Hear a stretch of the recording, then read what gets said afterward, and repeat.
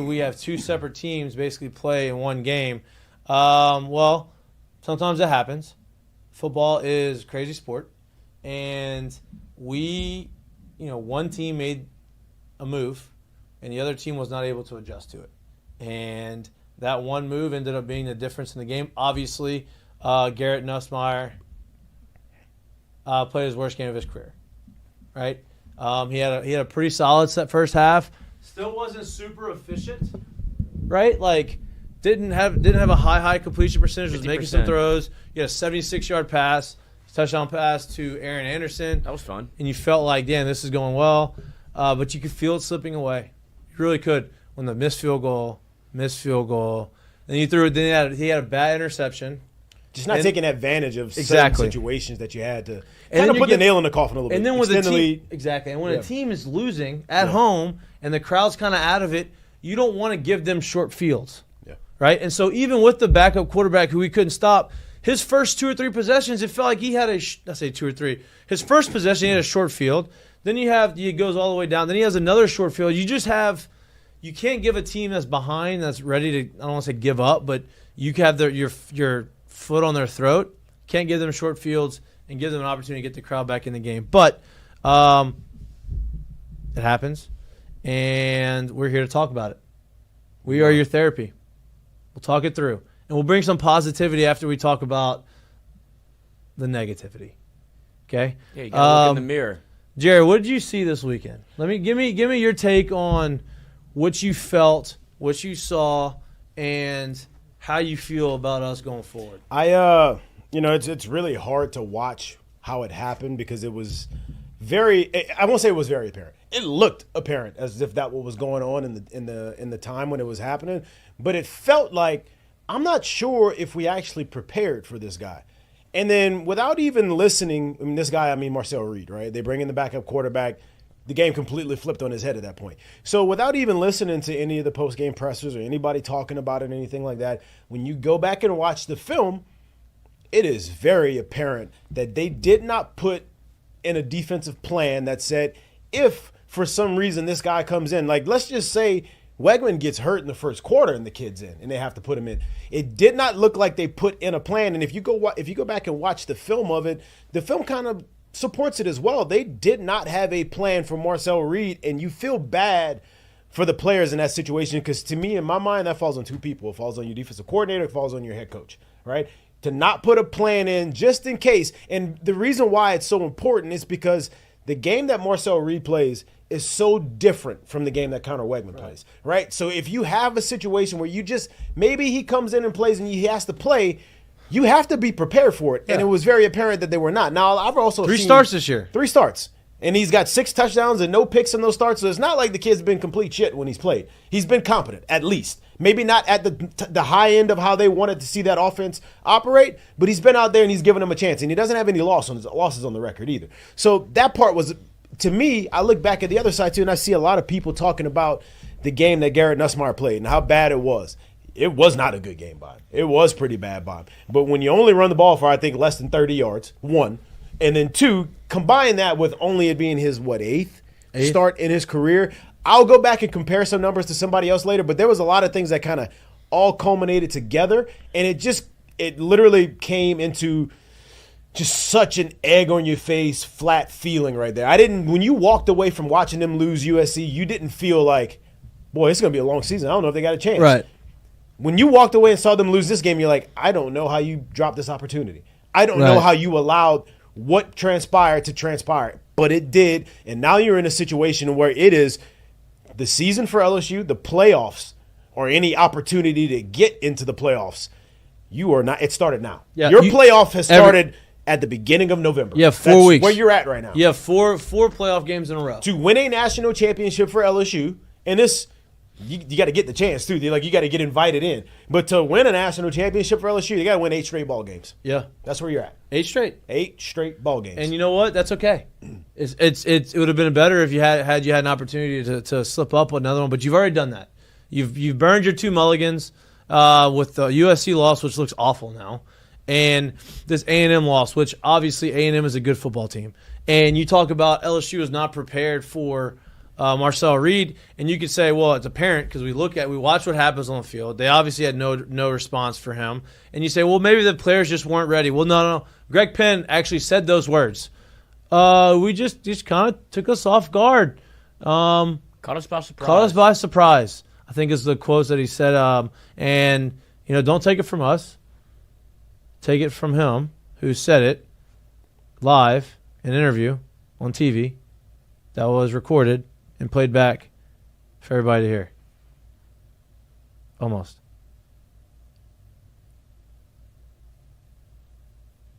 I thought I was gonna get it perfectly segue, but I had to delete it because of the stream. Okay, we don't have to play it. We don't have to play it back. We don't have to play it. But he comes out in an interview and basically says, "Caught us off guard." I think if you go look at the prior games, Wegman was hurt. That's why he wasn't starting. And then Marcel Reed had some. The games weren't crisp offensively for Ole Miss. For A&M, for them to continue to win games and have offensive production. And then they take him out and put Wegman in, and then they look better, and then they beat Missouri 41-10. So you just think, okay, Wegman's the guy. Whatever. Well, LSU dominated him so much in the first half, they said, well, maybe he's not the guy. And then this is a quote from Greg Penn. Right now, but we didn't really prepare for it, honestly. We didn't think that he was going to come in the game. So, him coming in the game kind of caught us off guard, I would say. We didn't really know what we're going through going on and things like that. So, they were doing that kind of just, open the game up in terms of what they were doing on offense. Why was that? And make no mistake about it, too. I want to be clear when I say this. Beautiful, almost flawless initial game plan that Blake and the defensive staff cooked up. You just left the part out where the what if became the actual reality, and you never planned for it. It's pretty obvious. You would have to show me a lot. You would have to give me some real proof to make me understand that, yes, we did prepare for it. I just don't think that proof is out there. I would stand firm with they did not prepare for it. You broke down. It wasn't like you had to go and find a lot of these clips. It was successive. These plays happened in succession. Yeah. Yes. Yeah, on these drives, right? It was literally one play, look at this play. Second play, look at this play. Third play, man, look at this play. Hey, I'm not scrolling. This is the same drive. Yeah. Right? And this is after a drive where they already had scored. So it's coming back the second time, too. This is consecutive plays that you are reading the same guy, and sometimes the guy that you're reading isn't even there. Yeah. So they didn't have it schemed up properly. They didn't have it defended well. They didn't make any adjustments. And how does that happen is the question. That's one of the biggest coaching blunders I've seen. I'm sure he's kicking himself for it. I'm sure that staff understands it. If you ask me from what I saw on film, and this is just from really 3 of the first 4 drives when they scored in the second half, is those players were unprepared for the situation if that kind of quarterback or if that guy came into the game. Not that kind of quarterback, because you're only playing one team. You know who's on the roster. You know what they do. You know what the opportunity is. You never really prepared for that kid coming in, and it's very apparent by the way you were out assignment, out aligned in the first 3 to 4 drives, and as it kept going in the second half when that kid was playing. How do they complement Nuss's ability as a passer, right? And as a competitive, like he's going to put you in a position to run the game. How do you do that? But how do you create the running game, right? They're obviously don't. 2 things I've noticed. One, they're not successful running the football, right, consistently, but then they give up running the football very early, right? It's almost like you have to be stubborn about trying to run the football. And here's my other issue that I was telling Jared about this off air. It's like when you're playing baseball and you don't like swinging at the first pitch, but you take that first pitch fastball and it's right there. It's 0-1. Fuck. And then you're like, damn, that was right there. I probably should have swung at it. And then 0-1, you're already thinking, all right, I'm going to swing on this one. It's like auto swing. And you swing at a slider in the dirt or a pitch that you probably shouldn't swing at. Now you're 0-2. Felt like LSU, we're never going to run the ball on first down. So we're going to throw a pass down the field, incomplete, right? They were not very successful on first down. Then on 2nd and 10, we're just going to run it. We're just going to run it. And you're getting 2nd and 9, 2nd and 10, 3rd and 9, 3rd and 10, 3rd and 11. And And now you put yourself in a position where your quarterback's going to have to make these outrageous plays against a really good defense to get these long third downs, and that's on the road. Like that doesn't match up well. Like that doesn't play with fire. That doesn't play well. So I look at this too, and there's a whole lot of people just wearing out Nuss, right? And now we're gonna sound like the player apologist, like as if we're defending every player in every situation. But I want to take you back just a little bit to a little spot right here. So Nuss in this game, right? 25 of 50, 405 yards, 2 touchdowns, 3 picks. The 3 picks is in the completion percentage is probably the part where you're like, ugh, that's ugly. Quarterback rating is 73.4. But there's also a one time not too far ago, and this is how we get so spoiled when we see stuff. Can I say that before you go? 50 passes is far too much. It's a lot. It's so much. Okay. But here's how we get so spoiled, especially in this fan base, when we see people excel, because you think that that's supposed to happen year in and year out. It wasn't too far ago, but there's a certain quarterback who played here who was in a loss at Florida, where you got beat 27-19, who went 19 of 34 for 192 yards, no touchdowns, 2 picks, and a quarterback rating of 54.1. I just said Nuss's was 73 point something. You know who that was? Joe Burrow. Joe Burrow in 2018 in his 7th start of the season. Nuss is on what start of the season? Look at you. That's good. That's good. Number 8. That's number 8 of his career. Right, this was his number 7 start of his career. And you know what he did the rest of the season? He only threw 6 more touchdowns. That year, he threw 18 touchdowns. I'm sorry, I lied. 12 touchdowns. Nuss had more than that coming into last game. So when we sit here, we're like, oh, Nuss is terrible. I told you he was a bad quarterback, blah, blah, blah, blah, blah. Get him out of here. You're crazy. It was a bad game by him, no doubt. But you know what? It doesn't help when you only run for less than 30 yards, and it doesn't help when you ask him to throw the ball 50 times in a single game. And it's not like my other thing is, and I think it's a compliment to Nuss as a quarterback, right? It's a compliment to Nuss as being able to understand what the defense is doing. Be able to understand the offense and be able to run it as a coach on the field, right? So my point in saying that is I think it's a credit to him because the offense, the passing game is an advanced down the field passing game, right? There's not a lot of like gimmicky underneath super crossers. We're going to get this ball to our athlete and let him make a couple guys miss and go. Like you have some of that for sure. But out of those 50 passes, let's say 10 of those maybe were that, right? Everything else was push the ball down the field, get the ball this way. You have to go and make some elite level reads, which is fine because he's capable of doing that. But you don't want to throw the ball 50 times with that type of high risk of a passing game because, yeah, you're gonna get the rewards, and you may not get a ton of interceptions, but when you do, it's gonna matter. Yeah. Right. And so, hey. 35 times, throwing the ball 35 times a lot. He threw the ball 50 times. The way, like you said, the way we tried it, where we tried to throw the ball, how we tried to do it. Like I feel like you got to find someone like Xavier Thomas, right? If you're not able to run it, literally just be able to run it the way you are, because you're now finding ways of Aaron Anderson to even throw him a slant ball or throw him a go ball, and he can actually take the top off a little bit. You've implemented Chris Hilton back into the offense. You have Kyron to move the chains. You have guys like C.J. Daniels. Then maybe you need to start finding a way to get the ball to Xavier Thomas more and allow him to get the ball in his hands and just do work. If we're not able to like legit run the ball, do the extended running game, get the ball on the outside, get the ball to guys like him, let it turn into a punt return, and let him go get you 6 to 8 to 12 yards if you need it. There has to be other ways of being able to do it, because continuing to try to push the ball down the field this much, 2 games in a row. Like you watch for the first 6 games, him throw the ball a lot better, higher percentage, and all of a sudden for 2 games in a row, he's sitting right at 50 or under 50% because we keep trying to push it so far down the field.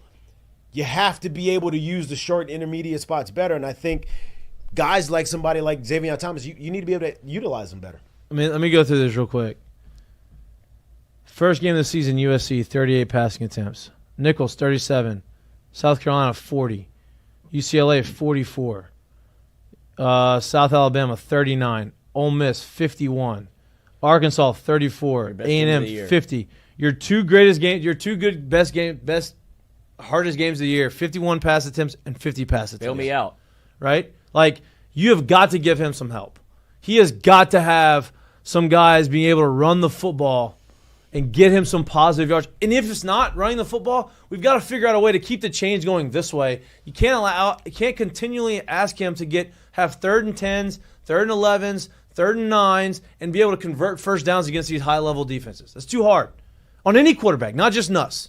On any quarterback. That is hard. Hard. And I'm a big proponent of, like, you're at LSU. You don't have bad players when it comes to the backfield. They're not bad. You may not feel like, oh my God, we got game beaters and we got a first rounder back here, but you don't have bad players. Right. So with that being said, if you can't run the ball, you gotta start finding a way to utilize a short passing game. And they're not doing it to the best ability of that I believe you have a chance to do. It's hard for Nuss to find easy throws. Like, let me ask you, when's the last time you've seen when have you seen a screen pass to one of our running backs? I would say, like, it wasn't even a screen pass, but it was a check down to Caden Durham. When's the last time you've seen a screen pass? Yeah, we don't like screens. That's my point. You have to start utilizing this short passing game. And look, Mettenberger wasn't pretty when he did it, but it worked. It works. Everybody was. Nuss is averaging 41 attempts a game. I know. That's too much. Yeah. I would like to see that number be 30 attempts. Yeah, your best game of the year, like I said, was probably Arkansas. You threw it 34 times. No touchdowns, but 23 of 34, and you ran for over 100 yards. Yes. That's the formula. No doubt. And 30 times isn't like, oh, we're a running football team. You know what I mean? Like, go look at the NFL numbers. Go look at these quarterbacks in the NFL. They're throwing the ball 30, 35 times, right? Sometimes not even that many. They ain't throwing it. If they're throwing the ball 50 times, they're probably losing the game. Yeah. You had, for the entire game, you had 31 yards rushing. Yes. In the first quarter, you had 23. Like, that's when your offense is actually working a little bit, and you didn't get away from it as quickly as, like, then second, third, first quarter, you didn't even try. I'll put the last little part, too. I do think this part is on Nuss, and I do think this is something that, to me, in my opinion, it really doesn't matter what the coaches are telling you, if they're even telling you something like this, but you're going to have to start showing that you can pull the ball down and get yardage, get positive yardage. And he showed that. And No. No, go ahead. More than once. No, you have to start doing this to make them respect that part of your game. No doubt. And I don't think he's doing it enough. And I think nobody's respecting that. So it's not showing up in the running game. It's not showing up in being able to use the intermediate part of the field because they don't feel like they have to stay sucked in to anything. Because why? He ain't gonna run. Yeah. He's never run. They don't dump it down. He ain't running. Why do we need to do that? We're just gonna keep getting depth and we're gonna play all of this. So he's making it harder on himself because of that. But they need to be able to help him more. And look, in the Ole Miss game, he had the 13-yard run on third down, got the first down. A&M game, he had the 10-yard run on third down, got the first down. Actually kind of delivered the blow to that guy. Kind of banged him up a little bit. Like, you don't have to do that a lot, but you got to do it enough to keep them honest. And he has shown the ability to do it. He's right? athletic enough to run. Just do it. Right? I think you're athletic enough to get out of the pocket and roll out right and throw the ball. Like, just do it a couple times. And I'm not saying look to run. No, and I think he's clearly looking to throw, and this is something that's been ingrained in him since he was in high. He didn't run in high school either. Right, like he's every time it's been like you talk about RPO, or a quarterback option, like a zone read where you can keep it. There's always a pass play tag to it when it's Nuss, and he's looking to throw it before he's going to run it, and that's okay, and that's fine. But at some point, like you said, we said this last week, like make the job easier on yourself. Yeah. If you run it 2 times, 3 times. It opens up so much more for you, and then like down the road, the game gets easier. Yeah. And we're not even talking about make rolling him respect out you. like when you're moving out the pocket, just running. Like that's separate. And he still don't want to do that. I'm talking about just a couple times, just pull it back and get 5 yards. Just a couple times. Hell, I'm not even. Yes, that would be great. Both ends of it. I'm talking about when you are in the pocket and you are looking. I'm going to be honest with you. He does such a really good job of moving the pocket, of keeping his eyes up on the field. But sooner or later, pull that bitch and get 6. Pull that bitch and get 12. Yeah. Make them start respecting. If you're able to do that and move the chains 2 to 3 times a game, and you put that on film, they are no longer sinking in obvious passing downs because they realize he just might. He actually might do it. But now when we can only recall 2 to 3 times that you've done it on the year and we're going through 8 games of the season, nobody's respecting it. So they're going to keep getting depth. And they're going to keep making it harder and harder and harder for you to make the throws you want to make. And it makes it easier on the defense to be able to – we can run man. Because we're not scared to turn our back to the quarterback because if he I ain't can taking only, off. even if not, dude, if I can call, that's a great point too, and you can really start running some 2-man and really make it hard for you to beat them over the top. But even think about it this way, dude. If I can only recall 2 to 3 times where you've pulled it down and got a first down, and it's 3rd and 6. Am I, as a defense, 9 months into November thinking, hey, on 3rd and 6, hey, watch out, he might pull it down? Nah, I'm just gonna keep getting depth, dog. Right? Why? Why would I not? If he does it, great. Keep doing. He ain't gonna do it again. It might be one time. I'm gonna keep getting depth. So doubt. like he's got to start doing that as well. But that's kind of where I'm at when it comes offensively. If you're not going to be able to run the ball traditionally on the ground, you got to start using the screen game. You got to start using some of these other little scat guys and start getting the ball to them even more to make this thing a little easier. Yeah, I'm surprised about the lack. Like, you've seen Trey'Dez Green obviously play a lot more, but that's come at the expense of Xavier Thomas. But I would like to see Xavier, like, whenever you do put him in the backfield and give him opportunities to run the football, he gets 8-10 yards, and then you never go back to it. He needs to be part of the running game. Honestly, like, I'm not saying put him at running back. I think it's, but like I wouldn't be mad if they put him in the backfield and gave him some balls. I would be. I don't want him to. Like I don't need him to hand it off, not game. be a running back. Yeah. But like you can motion him in the backfield, and you can go do some sort of orbit motion, short passing game. Run your jets, run your pop passes, run your stick it in the stomach, throw it out there on the RPOs. Like start moving the rock like that. If we can't traditionally run it, like we just have to. No doubt. Because that first quarter by LSU was like a masterclass of us in the offense. Like he was in his bag. Like that throw, like you were in, like. A triple backfield, we had people like the inverted Maryland eye, and then you move Josh Williams in motion, and then you go to like a legitimate run formation, and you go to like I form closed off, and then you run play action, and he throws it back corner to Mason Taylor. It's like that's great offense. Throw. No, dude, he's been great this year. It's crazy to me that I people, agree. Like I watch people say after this game, he's terrible, been saying it for 2 years, get him out of there. You should have let him transfer. And I'm thinking to myself, Coach, he came into the game leading the SEC in touchdowns. These are the same people that thought That's Jane Daniels. That's my point. It's like what you've seen. So when we had Joe Burrow and he did what he did, next thing you know, Jaden Daniels could do no right. Now Jaden Daniels leaves, Nussmeier can do no right. What do you want the man to do?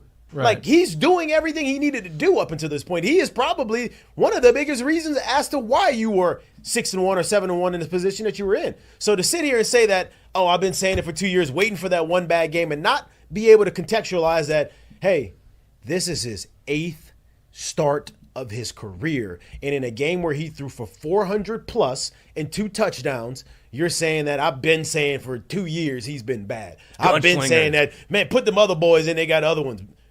What? And this is the same guy that they sit down. Yeah, and then last year, you wanted us to start.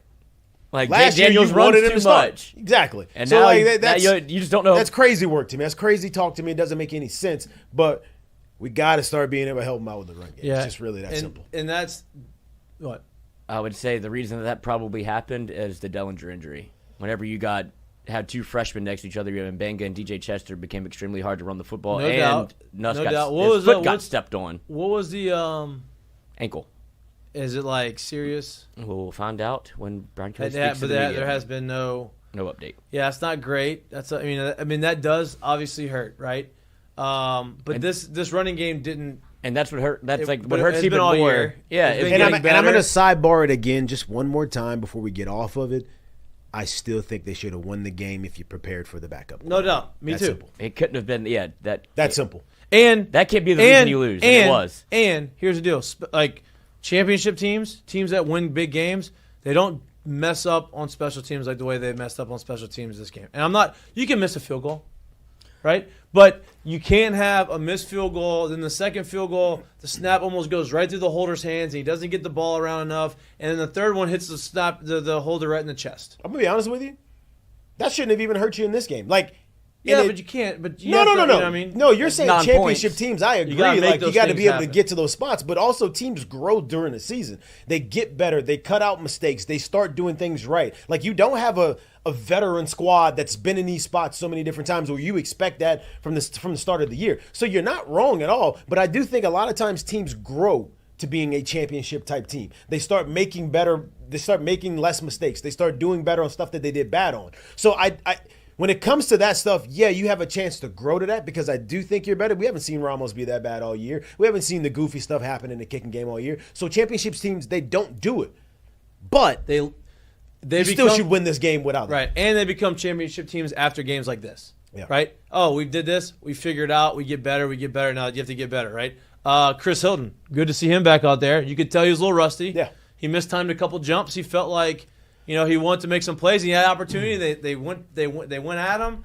You could just tell he was a little rusty, right? Yeah, if those are plays that he was able to be in, if he had been doing this a whole year, healthy, practicing, doing stuff, and look, it's very easy to get out of that. You go 1 to 2 weeks of not being able to judge a ball while running full speed. You may miss looked like he hadn't played all year. You may miss time that as well. So like it was very apparent how rusty he was in those spots because those were 50-50 balls that I guarantee you had he been healthy and playing all year and practicing a lot. It's a 50-50 ball. It's probably more 80-20 that he comes down with it, honestly. Like that's where those balls were in those situations. So it was great to see him back out there. You can tell he brings another element to the offense.